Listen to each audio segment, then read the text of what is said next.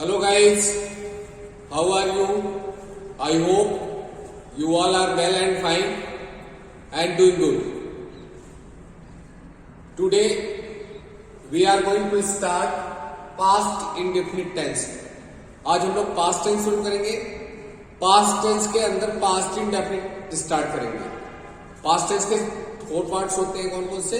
past indefinite tense, past continuous tense, past perfect tense, past perfect continuous tense. तो हम लोग start किससे करेंगे? past indefinite tense से स्टार्ट करेंगे.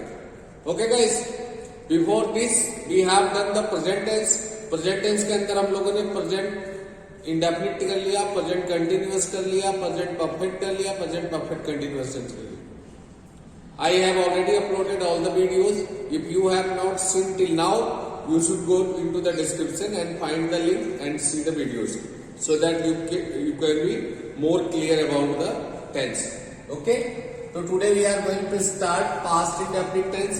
Past tense सबसे पहले हम जानेंगे past tense मीन्स क्या होता है. Past tense मीन्स होता है भूतकाल. भूतकाल को मतलब जो हम लोग पास्ट में घटनाएं इंसिडेंट हो चुकी है उसके बारे में जब बात करते हैं तो उसको पास्ट टेंस कहते हैं. भूतकाल के समय बीती हुई बातों को दोहराना, जो दोहराते हैं बीती हुई घटनाओं के बारे में बात करना, चर्चा करना, वही है वो पास्ट टेंस. जब हम पास्ट की बात, जो बीता हुआ समय उसकी बात करते हैं तो पास्ट टेंस होता है. तो हम पास्ट एंड इंडेफिनिट टेंस में सबसे पहले क्या देखेंगे? सबसे पहला तो अपना ये है कि आइडेंटिफिकेशन क्या होगा, पहचानेंगे कैसे, इसकी पहचान कैसे होगी कि पास्ट इंडेफिनिट टेंस कौन सा है, कैसे हम पहचानेंगे इंग्लिश के अंदर. और पास्ट इंडेफिनिट टेंस को पहचानने के लिए जो हम टेक्निक यूज करते हैं, जो फॉर्मूला यूज करते हैं, वो क्या है? Use of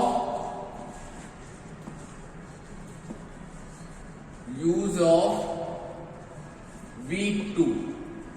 V2 means verb की सेकेंड फॉर्म और डिड प्लस V1 दो ही है. अगर अफर्मेटिव सेंटेंस होगा तो उसके अंदर आपको V2 ही मिलेगा, वर्ब की सेकंड फॉर्म ही मिलेगी. और नेगेटिव इंटेरोगेटिव सेंटेंस होगा तो उसके अंदर आपको ये मिलेगा, क्या? डिड लगा हुआ होगा और उसमें वर्ब की फर्स्ट फॉर्म यूज हुई होगी. Is it clear? ये इंग्लिश सेंटेंस के लिए. अगर सेंटेंस इंग्लिश में लिखा हुआ है तो उसको पहचानने के लिए सबसे आसान तरीका है, अगर किसी सेंटेंस के अंदर केवल वर्ब की सेकेंड फॉर्म लगी हुई है, कोई हेल्पिंग वर्ब नहीं लगा है और कोई उसमें ऑप्शन नहीं है, तो वो it is sure that sentence will be the present past indefinite tense. कौन सा सेंटेंस होगा? Past indefinite. और अगर किसी नेगेटिव इंटेरोगेटिव सेंटेंस में डिड लगा है प्लस वर्ब की फर्स्ट फॉर्म लगी है तो पास्ट इंडेफिनिट टेंस का नेगेटिव या इंटेरोगेटिव सेंटेंस ही होगा पास्ट इंडेफिनिट टेंस का. ओके? अफर्मेटिव में क्या होगा? V2 और नेगेटिव इंटेरोगेटिव में क्या होगा? डिड और V1. अब इसको हिंदी में सेंटेंस लिखा होगा तो कैसे पहचानेंगे? हिंदी में इसको आइडेंटिफिकेशन को कहते हैं पहचान. क्या कहते हैं? पहचान. कैसे पहचानेंगे हम किसी सेंटेंस को अगर हिंदी में लिखा हुआ है कि ये कौन सा सेंटेंस है? तो इसके लिए जिन वाक्यों के अंत में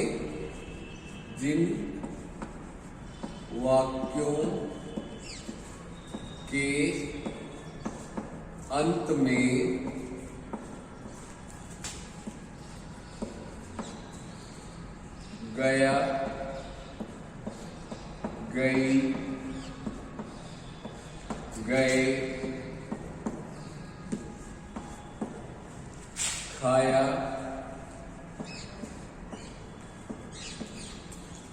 पिया, जागा, सोया आदि शब्द आए,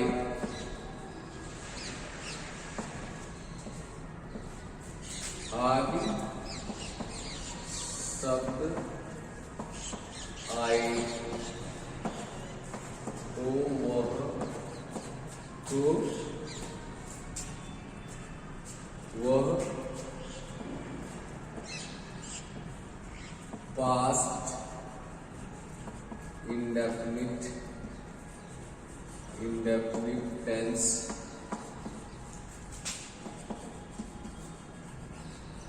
होता है।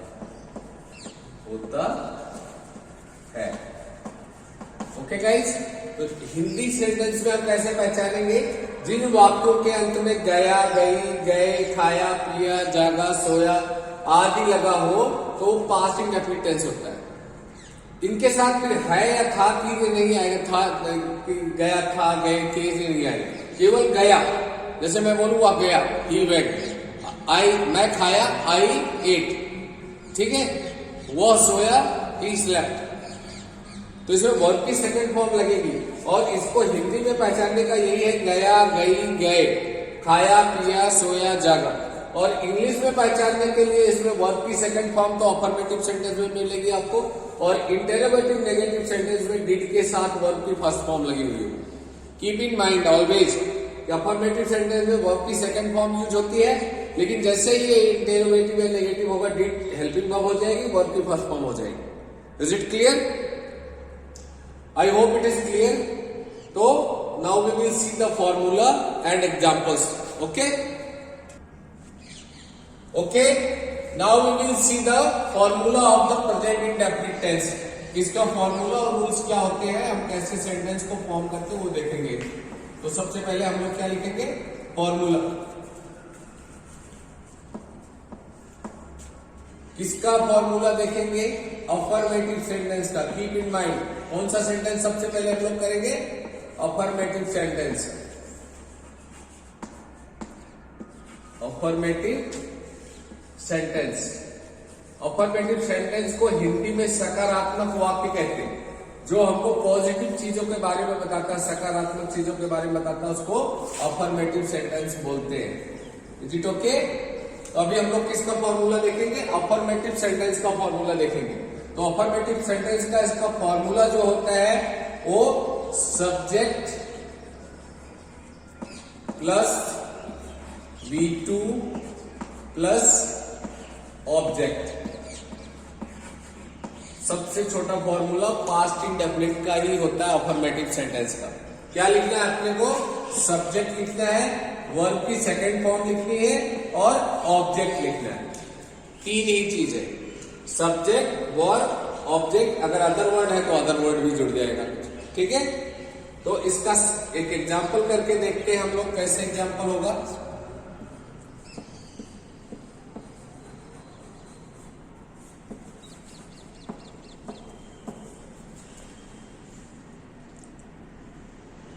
I ate an apple. I ate an apple. अब इसका देखो, मैंने आपको फॉर्मूले के अकॉर्डिंग इसको मैच करते हैं। सबसे पहले लिखा था सब्जेक्ट लिखेंगे, तो सब्जेक्ट आई है, फिर वर्ब की सेकंड फॉर्म लिखेंगे, तो ईट फर्स्ट फॉर्म होता है, उसका सेकंड फॉर्म एट है, एट लिख दिया। उसके बाद हमने बोला था ऑब्जेक्ट लिखेंगे, तो ऑब्जेक्ट क्या है? An apple. I ate an apple, तो यहाँ पे सब्जेक्ट, यहाँ V2, यहाँ ऑब्जेक्ट। ओके, अगर इसको हिंदी में लिखेंगे तो क्या होगा? मैं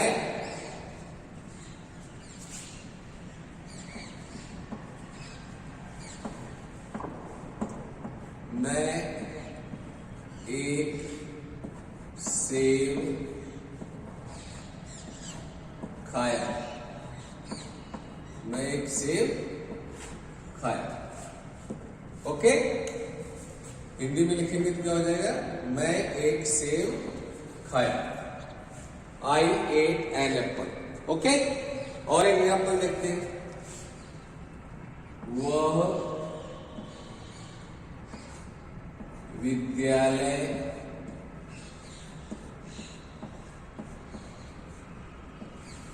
गया।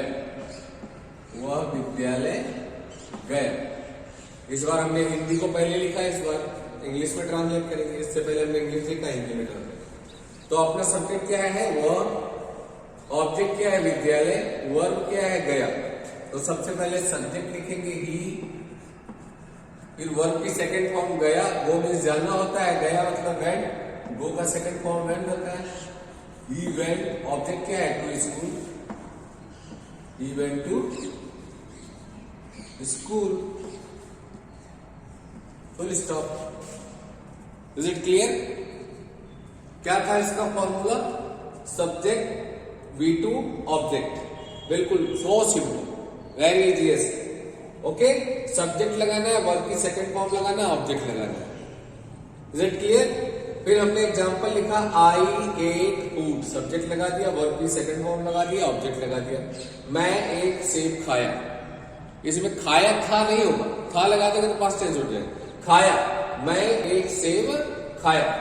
फिर दूसरा हमने लिखा वह विद्यालय गया, तो फिर हमने वह जो है सब्जेक्ट था ही लिखा, गया वर्ब की सेकंड फॉर्म वेंट हो गया, गो वेंट गॉन होता है, यहाँ वेंट हो गया, ऑब्जेक्ट टू स्कूल लगा दिया, वह विद्यालय गया। Is it okay? I hope it is clear to all of you. हम लोग पास्ट इंडेफिनिट टेंस का अफर्मेटिव सेंटेंस इधर देख रहे हैं, यहाँ उसको समझ रहे हैं। कौन सा सेंटेंस समझ रहे हैं? Affirmative sentence. किसका? कौन सा टेंस का? पास्ट इंडेफिनिट टेंस का। Is it okay? I have told you the formula and some of the example. Now we will see the some of the Hindi sentences, then translate it into English. Okay, let's see. Okay guys, I have written some of the Hindi sentences here. Now we will translate it into English. First sentence is अमन अपना गृह कार्य लिखा। Second is Meera एक भजन गाई। बच्चे मैदान में cricket खेले। Next is शिकारी जंगल में शिकार किया। तुम अपने दोस्तों से मिलने गए। ओके, तो अब एक एक करके हम इनको ट्रांसलेट करेंगे। यहाँ सबसे पहले अपने को सब्जेक्ट लिखना है फॉर्मूले के अकॉर्डिंग। तो सब्जेक्ट क्या है? अमन, तो हम लिख देंगे अमन अपना गृह कार्य लिखा। क्या किया? तो लिखना, राइट मीन्स लिखना होता है, राइट का सेकंड फॉर्म रोट होता है। तो अमन रोट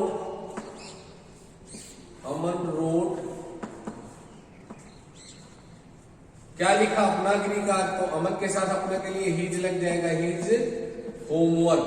अमन रोट हिज होमवर्क। ओके, अमन रोट हिज होमवर्क। मीरा एक भजन गाई, तो इसका क्या हो जाएगा? अब यहां सब्जेक्ट क्या है? मीरा, और वर्ब क्या है? गाई। सिंग का सेकंड फॉर्म सैंग हो जाएगा। तो मीरा सिंग का second form sang, Meera sang a bhajan. और फॉर्मूले के अकॉर्डिंग हमने सब लिखा हुआ है, इसको एक बार मैच कर लेते हैं। सबसे पहले सब्जेक्ट लगाना था, सब्जेक्ट हमने मीरा लिख दिया। फिर वर्ब की सेकंड फॉर्म लगा दी, फिर सिंग का सेकंड फॉर्म सैंग लिख दिया। फिर ऑब्जेक्ट लिखना था भजन, हमने भजन लिख दिया। ओके, थर्ड है बच्चे मैदान में क्रिकेट खेले। बच्चे मैदान में क्रिकेट खेले, तो बच्चों का क्या लिखते हैं? चिल्ड्रेन।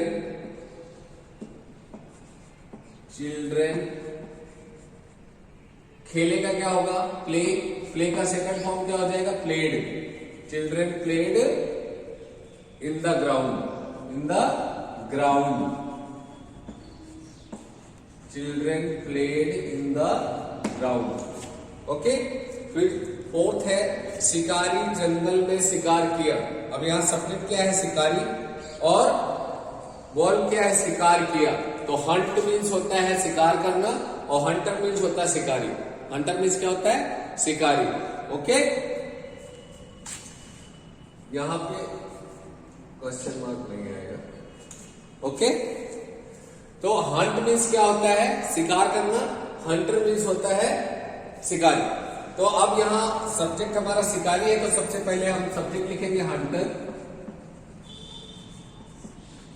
और उसके बाद वर्ब क्या है? शिकार किया। तो हंट मीन्स होता है शिकार करना, और हंट का सेकंड फॉर्म हो जाएगा हंटेड। हंटेड कहां पे शिकार किया? इन द फॉरेस्ट,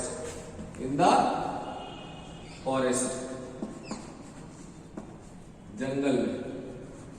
ओके, और लास्ट वन है तुम अपने दोस्तों से मिलने गए। तुम अपने दोस्तों से मिलने गए, सब्जेक्ट है तुम और वर्ब है मिलने गए। तो यहां मेन वर्ब है गए, क्या करेंगे? मिलने। ठीक है, तो सबसे पहले तुम की लिखेंगे यू, फिर जाना का होता है गो, उसका सेकंड फॉर्म हो जाएगा went. You went to meet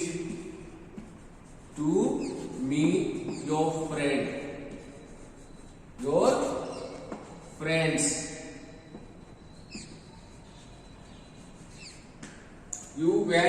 meet your friends. ठीक है, तो हमने पहला सेंटेंस था अमन अपना गृह कार्य लिखा, तो अमन रोट हिज होमवर्क। ओके, फिर सेकंड था मीरा एक भजन गाई, तो Meera sang a bhajan, second हो गया। फिर थर्ड था बच्चे मैदान में खेले, children played in the ground. Fourth था शिकारी जंगल में शिकार किया, तो hunter hunted in the forest. Fifth था तुम अपने दोस्तों से मिलने गए, तो you went to meet your friends. Okay, Incoming voice call from Kumar Aditya DVM on SIM Jio 4G. English from the Hindi. हमने इसको हिंदी से इंग्लिश में ट्रांसलेट किया है और इसके फॉर्मूले को देख लिया। अफर्मेटिव सेंटेंसेस हमने कर लिया है। Now we will do the negative sentence. Okay, let's C.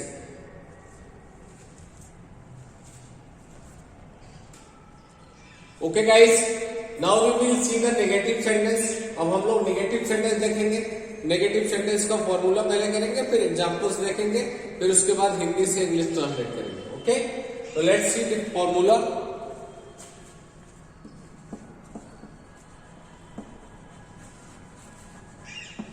Present indefinite tense में अफर्मेटिव से नेगेटिव में जब हम आते हैं तो there is a big change.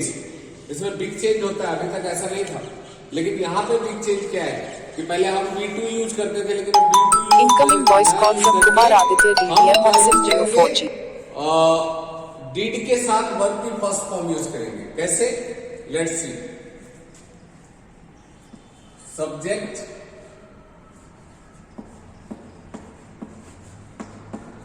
Plus did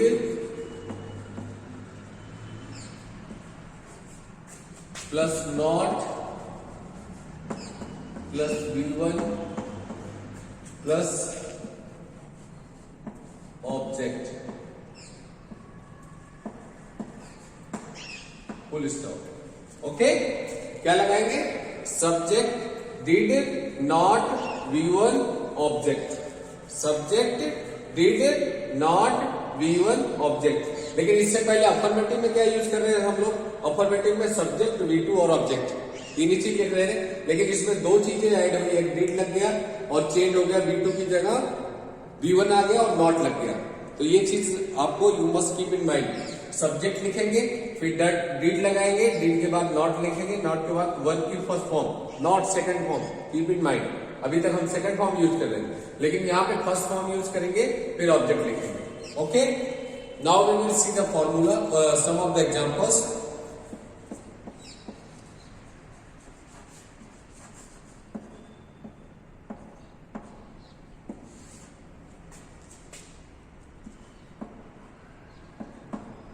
Example number 1, he did not go to school. He did not go to school. अब इसको हम फॉर्मूले से मैच कर लेते हैं। सबसे पहले क्या लिखना था? सब्जेक्ट, सब्जेक्ट लिख दिया, फिर क्या लगाना था? डिड, डिड लगा दिया हमने, फिर नॉट लगाना था, नॉट लगा दिया, फिर वर्ब की फर्स्ट फॉर्म लिखनी थी, फर्स्ट फॉर्म लिख दिया गया, फिर ऑब्जेक्ट लिखना था तो ऑब्जेक्ट लिख दिया। ओके, और कोई भी सब्जेक्ट होगा सबके साथ डिड ही लगेगा। क्या लगेगा? Did. Whatever the subject it will take did. Okay, तो he did not go to school, वह विद्यालय नहीं गया। इसकी हिंदी क्या होगी? इसकी हिंदी हो जाएगी वह विद्यालय नहीं गया, वह विद्यालय नहीं गया। ओके, एक और सेंटेंस देखते हैं। दे did not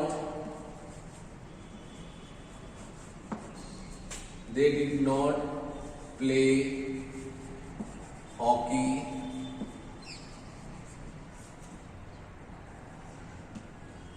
they did not play hockey.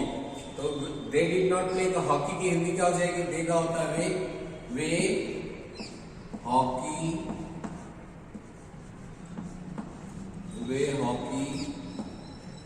नहीं खेले, वे हॉकी नहीं खेले। ओके, एक और देखते हैं नीचे, इज इट विजुअल? थर्ड देखते हैं,